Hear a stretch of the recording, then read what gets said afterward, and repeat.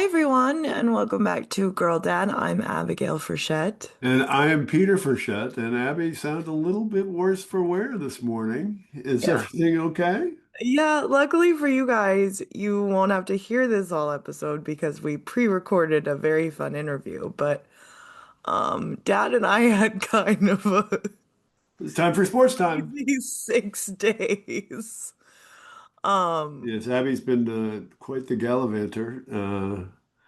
Wedding on Saturday with pre-party on Friday, and mhm. then we went to Indianapolis for a couple of days, which would be our time for sports time, Yeah, the NCAA finals. yeah. Did you enjoy that? I had a really good time, as you can tell. Um, well, I had a good time. Unfortunately, UConn lost, which, as our brackets were already just destroyed, Dad and I agreed that we wanted UConn to win. I think we were talking about it. I think it's kind of one of those like New England things where like if UConn's there, it's like you rally around them. They Um, have kind of become the New England's team when it comes to yeah. college basketball. Because, well, I think also like compared to like other parts of the country where they have these more like college sports are a little more, I don't want to say like cult like, but they have more of like a following, right? Like they have more of a fan base the way like professional sports do. And I don't think that's necessarily like as much of a thing in the New England area. But I think the closest we have to that is UConn basketball. Um, And I also think it's like interesting because I feel like I know way more people that from New England that were like way more aware of women's basketball like a long time ago because of UConn. So again, I think it's like that kind of thing. But yeah. Yeah, Um we're happy to adopt them as our own. yeah, yeah. Although the Yukon fans were vastly outnumbered Oh on my God. in Indianapolis on Monday. It was like 3-1. Three, yeah. It was they have like the fan sections for the students, I guess, or I don't know, No, it's but stuff. schools get a Yeah, certain number of tickets for their but sections. UConn literally was just in that section and everywhere else was a sea of yellow. Like it was, yeah, it was crazy. So I Uh, don't even know if we've mentioned that Michigan won. yeah, so Michigan won. Our Congratulations to Michigan, but also congratulations to Yeah. UConn because just being there and seeing how physically overwhelming that Michigan team Yeah, was, for UConn to hang with them was very impressive. no, for sure. And it was, I mean, it was definitely kind of clear Michigan was gonna win, especially when UConn wasn't scoring the way like they could.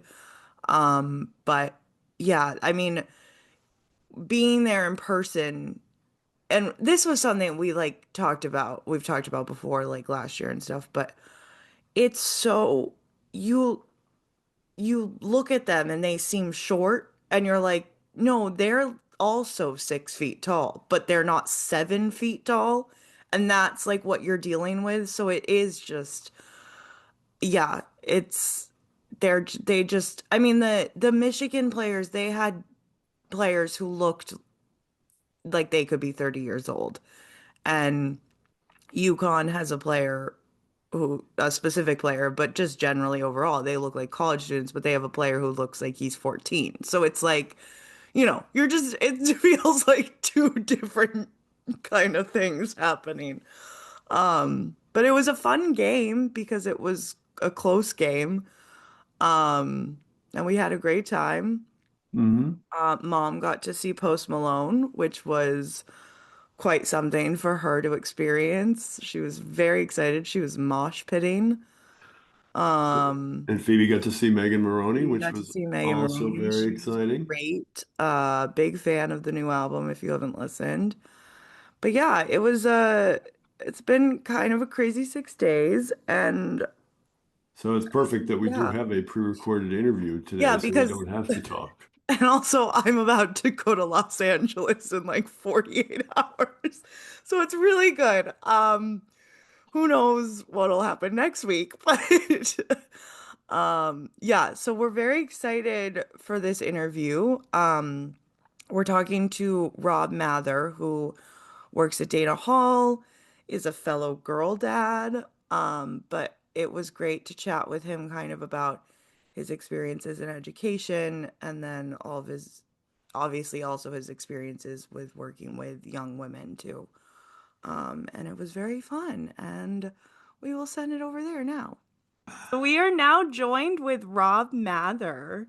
So exciting to have you here. It's great to be here. Thank you. Yeah, absolutely. So obviously, girl dad, you are a girl dad, and we're gonna get into that a little bit, but I feel like you're also you're almost like a spiritual girl dad in a sort of way with your job position. Yeah, you You're have like a more father than just your figure. blood relations. You have a Yeah. lot more daughters. Yeah, so I'd love to kind of get the backstory of how you got into education and then more into like what you do now. Sure, sure.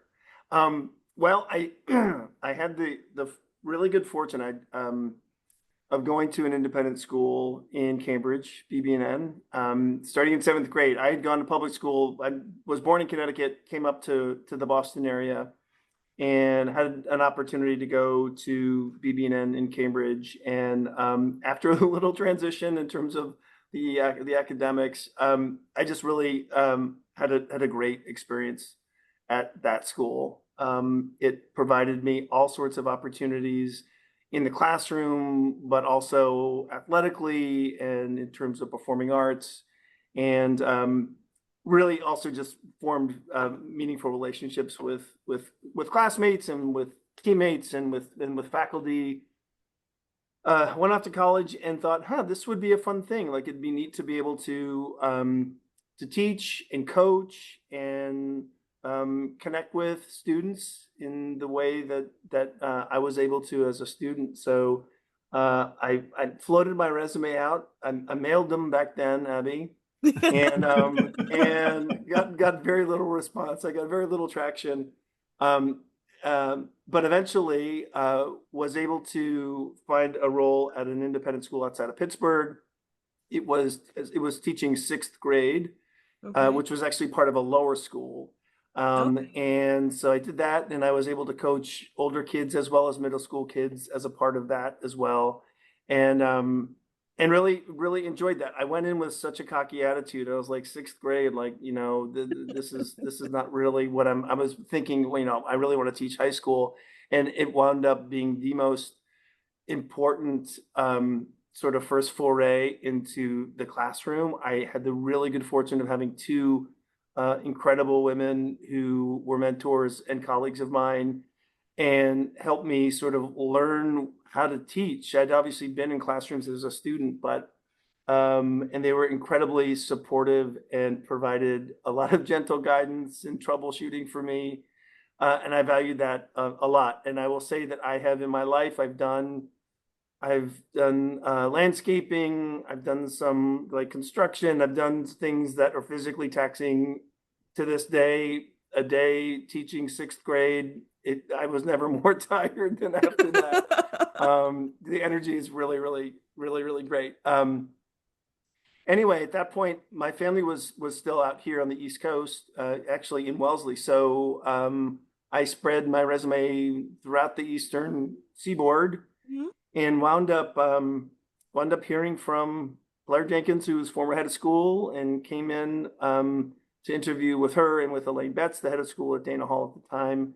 They were looking for someone to teach a Russian studies class, which is Okay. a and we have a really interesting element in terms of our social studies curriculum at Dana Hall, where we have an area studies course where students take a year focusing on a part of the world outside of sort of the Western world. And so they were trying to revive Russian studies. This was the early 90s, so this was the timing on that was pretty good.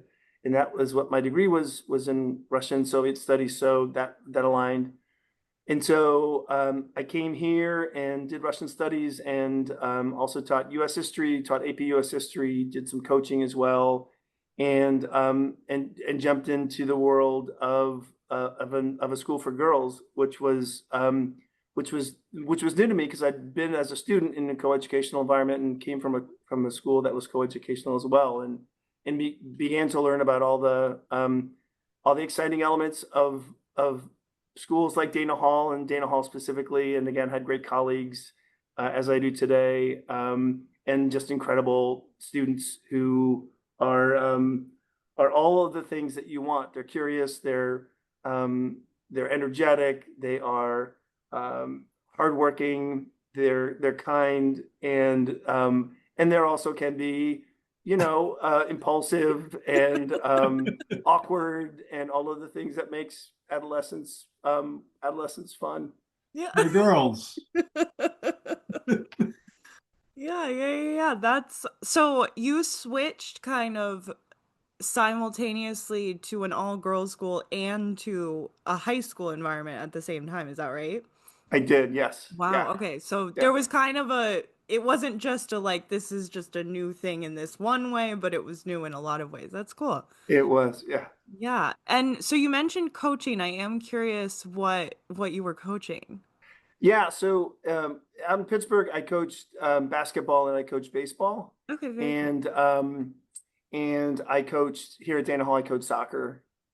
Nice. Yeah, it was JV2 at the time. It was sort of Well, yeah. like working mostly with like ninth graders and 10th graders, but really really fun and a great thing to look forward to at the end of every day, Yeah. which I always valued as a student too. I Yeah. appreciate you not critiquing my basketball coaching abilities at Dana Hall. I I do nothing but get tips from you on how to remain positive and remain nothing but a leader on the court, Peter. We love having you. We love having you coach our students. I Thank feel you. like That's very kind. that is a cool part of like I've talked to other friends now who like didn't go to independent schools, and I feel like that's a really cool part of especially Dana, because we have the boarding element too, that there's such a like community element to the school beyond just like teacher student relationships, but someone can be your teacher and your coach and maybe like your dorm parent or something like that too. um what was that experience like for you coming into that new? Yeah, that was actually somewhat familiar because, and I think that that's part of why I enjoyed my experience as a student in independent schools so much. I Hmm. feel like you're able to be a different part of yourself when, you're different in the classroom than when you're working with an advisee, than when you're chaperoning a trip, than when you're in the dorm, than when you're coaching. And Hmm. so students are able to see different parts of you, and the opposite's true as well, right? You see students who, maybe a little bit more reticent in class, but they blossom, on the basketball court, or they really reveal themselves on the stage dancing, for instance. Hmm. That's part of what's really exciting about being in a community where it's small enough that we know one another, and you realize that all humans have something in them that's worth asking more questions about and learning more about, and students here sort of reveal that in ways. Sometimes it's very obvious, like in a class where you find somebody who's very engaged and very active in classroom activities and classroom discussions, or you'll find like a musician who is comfortable performing in front of the entire crowd, in the auditorium. But I find it more, it's what's really fun is to see students interact with one another, to see students interact with other faculty members, Hmm. and as faculty members, we talk with one another about students in the sense of like, hey, I noticed that student is really connected with you. How do you motivate her? What's her what gets her talking? What gets her excited? And then you can leverage that in terms of building your own relationships with them. So no, it's also, I mean, it sounds really basic. It's really difficult to get bored. I mean, you have an opportunity to have a different set of circumstances every day. I remember I've stepped away from teaching, but when I did teach, people would always say, "Aren't you tired of teaching the same thing over and over again?" I think one of the biggest misconceptions is that you teach the same way every year, every lesson, or that the content doesn't change. But certainly the students in front of you change. I mean, Yeah. they change over the course of days, sometimes. So you're really readjusting to the environment that you have. And teachers at schools like Dana Hall don't teach the same classes every year. They really are excited to refine what it is that they teach and make sure that what they're teaching is relevant, and they themselves continue to like to learn about what it is that they're teaching. So Yeah. it's a pretty special place, as you know. I Yeah. want to go back to just talking about communication a little bit, and just from my own experience and the faculty looking out for the girls. Just I just do this little basketball coaching thing. It's my only contact with these girls other than when I do the senior video. And um, but I get emails about girls and their advisor or a teacher letting me know that this girl is going through X, Y, or Z, and just keep an eye on it, or let me know if you see anything, notice anything, which I think is so important to for their welfare and to be able to keep an eye on things, which I think is great. Yeah, and I think the motivation, Peter, too, for sharing that is pretty great, right? Because it really is putting the student at the center of the work, and those are the people that work here. They have an eye on students, and I mean, and it's easy. It's easy to do in moments of celebration or in moments when students have achieved something meaningful, and Yeah. they can stand up and sometimes literally get applause. I think it's even more meaningful, like to your point, Peter, if a student is going through something that may not be apparent, and we can work together as adults, respecting privacy, of course, but also providing context for what's happening. Because often what we see in classrooms in terms of assignments aren't being turned in on time, for instance, that usually is more than just a thing that a student just says, I'm not going to hand it in today. There's usually something else going on, and the best thing that we can do is use that as a clue to ask questions, to reach out to other adults, and ultimately, support the students. That's part of the adult collaboration. That's really enriching. Yeah, I mean, that's amazing. I think that's really important. And it kind of goes along with what you were saying with, teaching being different every year because you get a different group of students that's going to have different needs and different things they're good at, different things they're not so good at. And I'm curious if like I'm assuming you've worked with because at Dana there's smaller class sizes. I'm assuming that also kind of adds to that level of connection you get to have with those students. Um, and I'm curious if you've ever worked in a program where the classes were bigger, or what you've noticed about that kind of aspect of the teaching at Dana. Yeah, no, I feel really fortunate that I've been able to work in schools where class sizes have been what we're used to at Dana Hall. Hmm. I've been in other classrooms visiting colleagues' classes and have great respect for the work that they do in places where you have, twice the number of students that we have at Dana Hall in the class. And I think that one of the things that it does is you're able, I mean, a simple example, if I'm correcting and reading and giving meaningful feedback on 16 or 17 or 18 essays, Hmm. that's going to be probably richer than what I'm able to do, or what anyone's able to do with double that amount. Right. And also, to your point, you get to know the students well enough to know, there are times when a student isn't handing in the work and they need to have, you need to have a direct conversation with them to say, like, let's get it together. Like, this is time for you to sort of focus on this.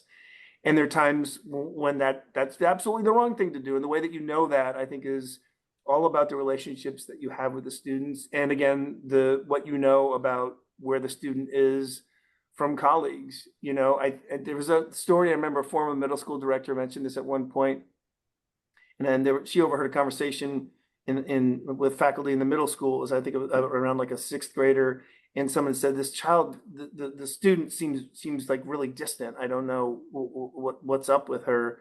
And the other teacher said, "Oh, her dog just died." Right? Yeah. Which for a sixth grade girl is a huge deal. Yeah. And to be able to have that understanding so that as an adult, you can go back to the student with compassion and a little bit of understanding why they are reacting the way that they are, as opposed to like, let's go, get it together. Like what's Yeah. happening, Right. which you might do through no fault of your own if you didn't have that insight. Yeah. Now, you mentioned that you're out of the classroom. So what are you doing now? I play Wordle, Peter. No, so uh, my current role as associate head of school involves a whole bunch of different areas in the life of the school. So I work obviously closely with Catherine Bradley, our head of school, and really have an opportunity to interact with all areas of the life of the school. I spent many, many years in the academic side of the work through the classroom, and then eventually working in the academic office in the upper school, and was at different times director of studies and director of the upper school, and really valued those years. And I remember a conversation with our previous head of school who basically said, if you want to continue growing, your growth area is outside of the academic life of the school. And so she introduced me to different areas of school life that I never would have been exposed to. Areas around technology, our School of Music, our Equestrian Center, now working in athletics, doing more work uh, with community service and things like that. So this is another way in which this role is so fun because I'm able to do a whole bunch of different things every day, and all under the umbrella, of course, of doing what's best for Dana Hall and meeting the mission of the school. And I get to do it also by remaining connected with students, which is why we're all here. If that wasn't fun, I don't know why people would do this work. I mean, that has to be why you get involved in the first place. Otherwise, people should go off and do something else and probably make more money doing it. I think that's but part of what is so fun is to stay connected with the students. I one of the things that I think, Peter, you can probably relate to, as you get older, I think it's like a generational thing. You look back on young people and you say, oh my gosh, like, what's with TikTok and 6-7 and all this nonsense? It's, what's the matter with kids these days, sort of thing. And and I will say that as I've grown older myself, one of the things that being in this role and working with young people has provided me is an ability to avoid that sense of cynicism about the generations that are coming later. And I said this, Abby, down in New York at our alumni event. We are in such good shape. I mean, if anyone wants to feel good about where we will be as a society, come to Dana Hall, spend some time meeting the students today Yeah. who I know are going to go on to do amazing things and be a source of goodness in the world afterwards. That's incredibly fulfilling. But we could use about 2,000 more Dana Halls, Yeah, I think, yeah. to try to Amen. overcome some things. Yeah. So I think that's something I always really appreciated about Dana also, and this goes along with the community things we're talking about, is that people of your level who are no longer teachers were still around and still available. Like I'm imagining you're still an advisor. So I for those am, yeah. of you who don't know, that's like every year you get assigned an advisor and you have an advisory group and you have meetings with that person and they're kind of your like go between in certain regards with the school. But I feel like that's something very special because some of my favorite people never taught me anything at all, but they did teach me things, just not in a classroom per se. Yeah. And I think like I would love if you could speak to kind of the other side of that, what that means to you to still be able to not be in the classroom, but still be in relation to students working in your position. Yeah, I think it's so important. Look, it's really, I mean, it's really fun. Yeah. Our students here, it's really just fun to spend time with students here, for all the reasons I described. I think it's also really helpful in terms of the work that we do with other adults in gaining an understanding of what it is that we're providing students and how it's impacting them. Hmm. If you want to know how something is flying, ask a student, they'll tell you. And Yeah. that's part of the loop that we need to think about, right? Yeah. So, and that, I mean, that's true in the classroom, right?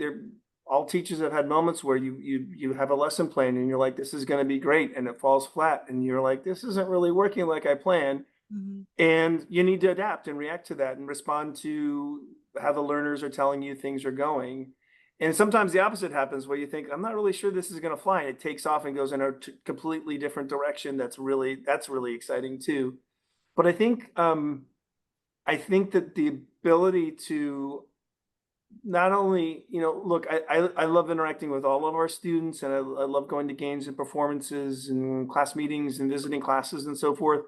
Um, and but to have the ability to have a connection that's a little bit deeper with some students because they're my advisees, Hmm. is also provides sort of what you don't always get when you become an administrator is, as a teacher, you really get to see the incremental growth of students, from the fall, all of a sudden January and into the following trimester. And because, I meet with advisees regularly and are there for the ups and the downs, and we tackle things together. You're able to sort of see that growth, and you're also able to respond to moments of saying, "Yeah, remember we sort of tackled this last time. This reminds me of when, you had that issue with a friend or in a class last fall. Like, let's talk about what worked back then or what didn't work and try something different." That's really helpful. The way that it works for us at Dana Hall is, we get advisees. We have a cohort, I should say, in the upper school. We have a cohort of ninth grade advisors who work with all ninth graders. And then in 10th grade, students move on to a different advisor. And that advisor in 10th grade typically stays with them through their graduation. So you Okay. have like a grade 10, 11, 12 Yeah. cycle. And I really value that because by the time they hit graduation, you've spent 3 years with the students and 3 years with the families. Hmm. And you have a real sense of understanding of all that they've accomplished, and also, as I said, the way that they've grown and the way that they've changed. And then, I came in this fall and had a whole group of new advisees who are terrific in all sorts of different ways. Hmm. And then the process sort of begins all over again. So that's really, really great. Yeah, that's very So cool. all your advisees are in the same grade, basically. They are. All of my advisees are in the same grade. Yep. This year they're sophomores, next year juniors, and so forth. Yeah. Nice. Very cool. Um, so just switching tacks a little bit, you obviously were working with girls before you had girls of your own. Have your experiences teaching girls had been beneficial in raising girls? That's really interesting. Well, I will say I have two older sisters, incredible women and incredible sisters. I do not have any brothers, and so I really feel like my my insight began when I was really young, Yeah. sharing a bathroom with two older sisters. No, but joking aside, like they were formative in terms of my understanding of girls and women. I think that in some respects it did, Peter. In other respects, not at all. Just because the relationship is so different. Mhm. And I think part of what part of what I really value about having daughters here, apart from just the gift of being able to sort of be here in a way with them during their years at the school, is things that are presented to me as a parent as sort of like a first time thing usually has some sort of an analog in other areas. So, for instance, if one of my daughters came to me, when they were younger with a friendship issue or challenge like that, I could pretty easily draw parallels between work that I had done with students earlier to as best I can sort of provide some guidance and figure that out. That would be, I think, a good example. And certainly, I think that the knowing what young people's lives are here generally provides sort of the way I mentioned earlier, disallows me from being in a position of saying, why don't they do it the way that they did it when you were my age. Yeah. And I think that's been helpful as well. So usually Abby does most of the preparation for these shows, but she did say, because you and I are fellow girl dads, that I should come up with some questions. That was just a transitional one. Um, so I do have a few specific ones. What scares you the most about raising girls? Mm, that's a great question. I'd love to hear your answer to that. Um, Abby can step aside. No, I don't think, I don't think, I don't think that things scare me in the sense that, I feel like I have an incredible wife and we're very aligned, in terms of how we want to support our daughters. And certainly the experience that my daughters had here at Dana Hall have helped provide me with a sense of confidence for them.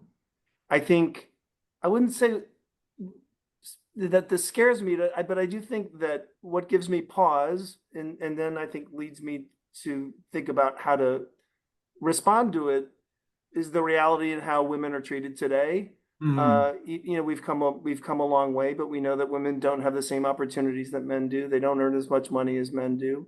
And so, as I said, that doesn't scare me because it's a fact, it's a reality. And so, working on ways to address that, respond to that, I think is important and part of what I get to do in a professional context as well. I One of the things that I talk about a lot here, we we joke sometimes, so much about what we want to instill in girls here is to speak up, use your voice. If you see something that doesn't seem right, say something. What are you going to do about it? Don't complain, do something with it. And it's really great to see that in action. We see that regularly in action. And I feel like the conversations about the frustrations about the line in the dining hall, which sounds really minor, but if that's your daily experience, Mr. Mather, I want to talk to you about that. Great. I really do feel like that is, for a ninth grader, groundwork for conversations 5, 10 years down the road with a manager or a boss or a colleague, to be able to say, this doesn't really seem right, or I'm wondering whether we could put our heads together on what to do. So those are the different elements.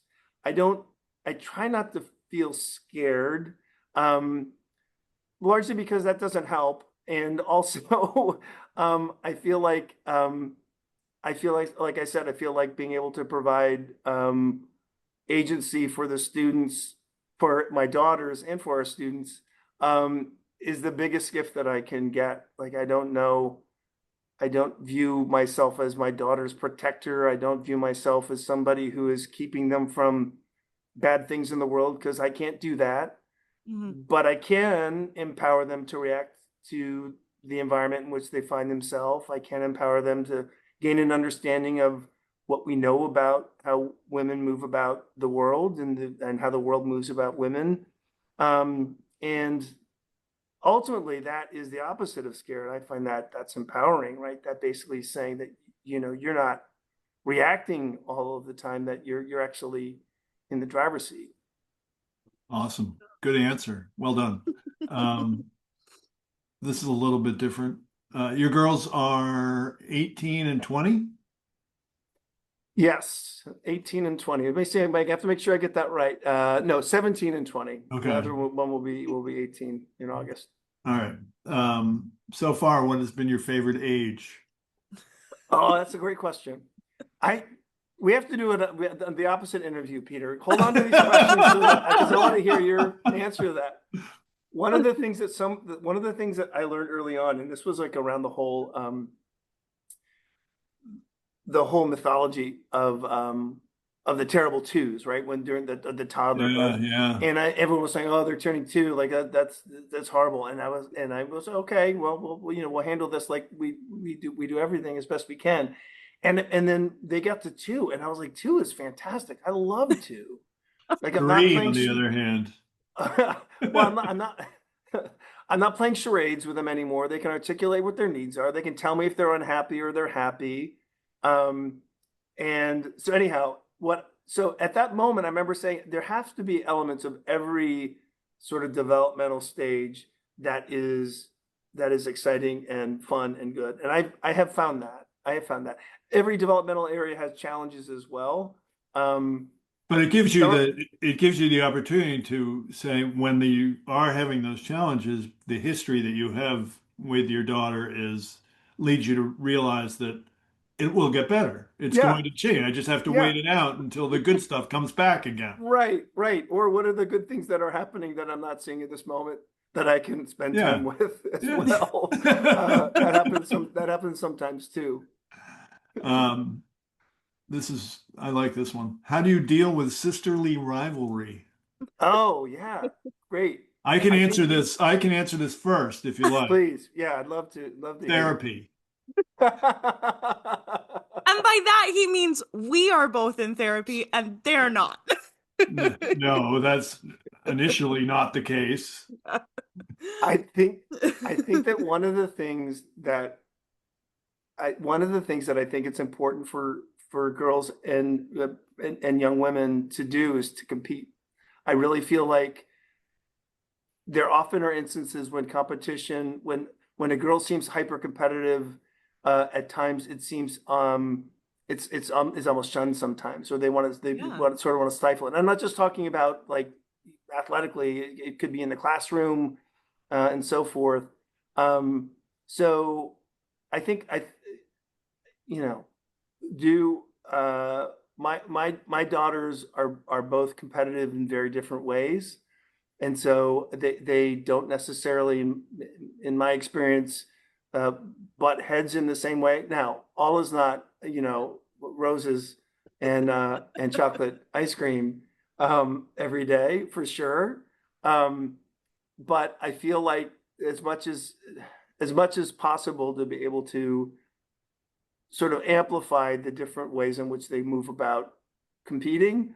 Um, and highlighting that for them is a good thing and helpful. That was a very Excellent. good answer. Yes, very good. I think that I do just want to point out, I think it's interesting what you said about like girls and women when we're competitive, it's seen as such a bad thing. I feel like it does speak to this like idea that women aren't really supposed to like want things. We're just supposed to be like okay with what we're given. And I think that also speaks to what you were saying.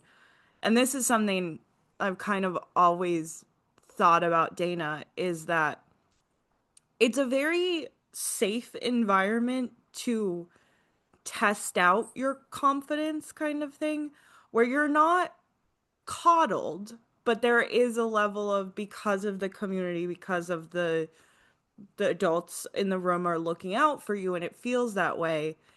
It does feel okay to be like, I'm going to try to ask this question of someone, or Mm-hmm. I'm going to Mm-hmm. try to push this thing and see if I can do it.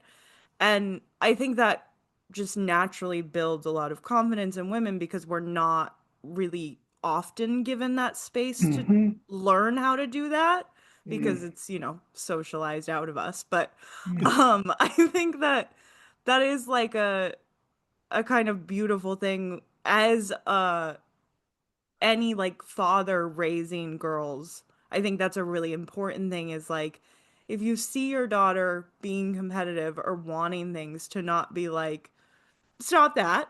Like, no, no, no, but just kind of give them a safe place to do those things, but not kind of just give them whatever they want at the same time. No, that's well said. I agree with you, Abby. Thank you. Well, we don't want I to take felt up. confident.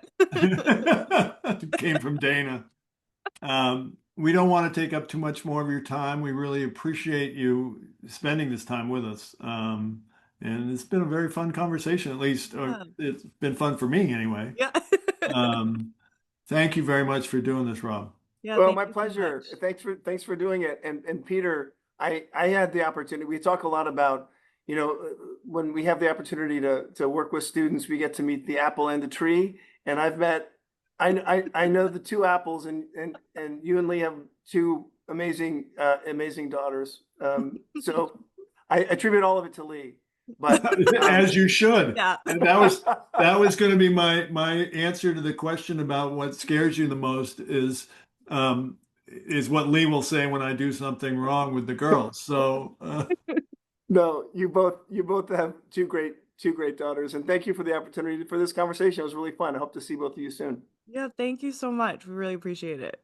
Okay. Thank you so much to Rob Mather for joining us today. That was very fun to get to talk to him. And we really appreciate him coming on and joining us. But if you guys have another guest you would like us to talk to, if you have a topic you want us to cover, you can email us at girldadpcast@gmail.com. and That's girldadpcast@gmail.com. Please. I can tell you've been watching Red Sox because you go into like a different announcer voice with that. I don't know what you mean. Sorry, everyone. But yeah, shoot us an email. And tell your friends about the podcast. We're really trying to grow it now. I am still unemployed, so I'm gonna start maybe making this my job if that's possible. But yeah, thank you guys so much for listening. We really appreciate it, and we will talk to you next week. Bye, Dad.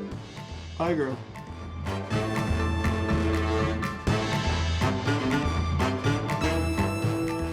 Thank you for joining us today. If you enjoyed the episode, follow us on your favorite podcast platforms, rate us, and leave a review.